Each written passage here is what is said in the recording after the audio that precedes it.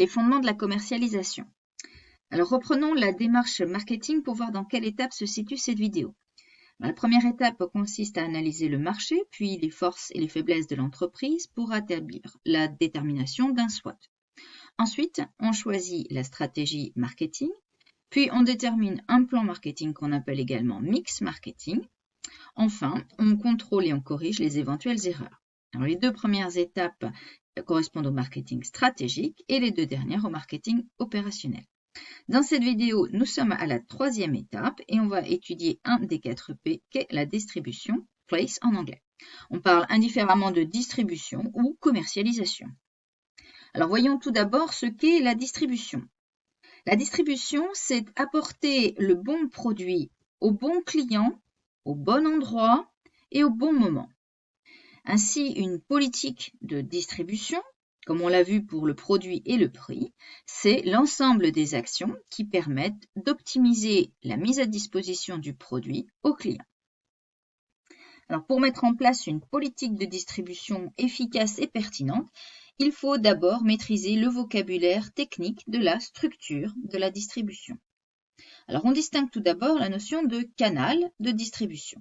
Les canaux, ce sont toutes les interfaces qui permettent au client d'atteindre le produit. On distingue 2 types de canaux.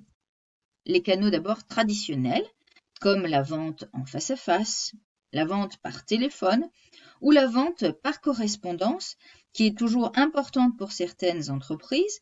Ainsi, pour le groupe Yves Rocher, elle représente encore 21% du chiffre d'affaires.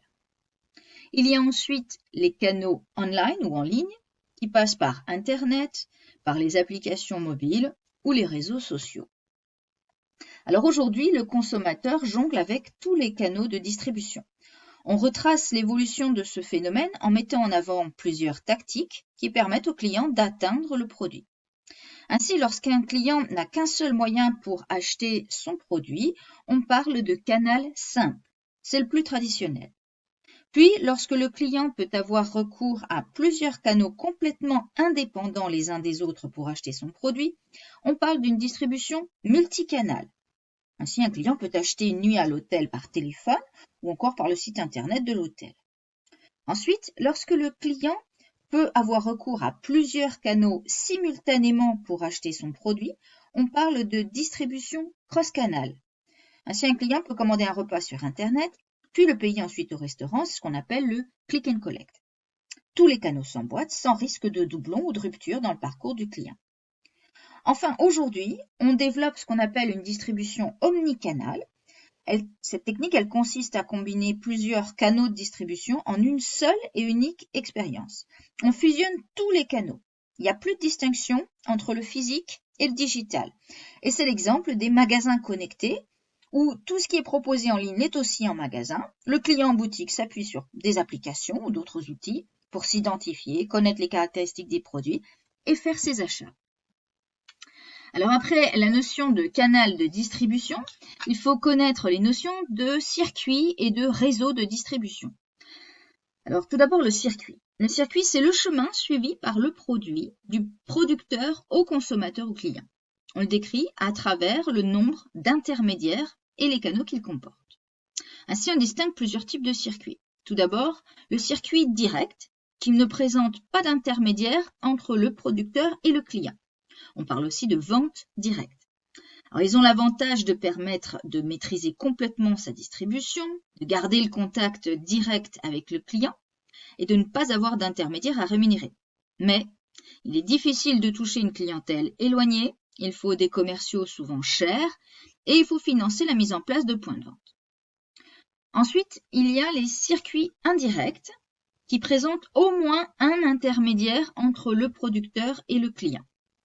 Parmi les circuits indirects, on distingue les circuits courts, avec un seul intermédiaire, comme c'est le cas par exemple d'un restaurateur qui fait appel à la compagnie The Fork pour vendre ses repas au client final. Il y a ensuite les circuits longs, avec plusieurs intermédiaires, comme c'est le cas de l'hôtel Ibis par exemple, qui fait appel à des grossistes comme Hotel Beds, GTA Travel ou Travel Cube, qui eux achètent en volume des nuitées pour les revendre ensuite à des agences de voyage en ligne, des OTA comme Hotel.com, qui, à leur tour, vendent les nuitées au client final.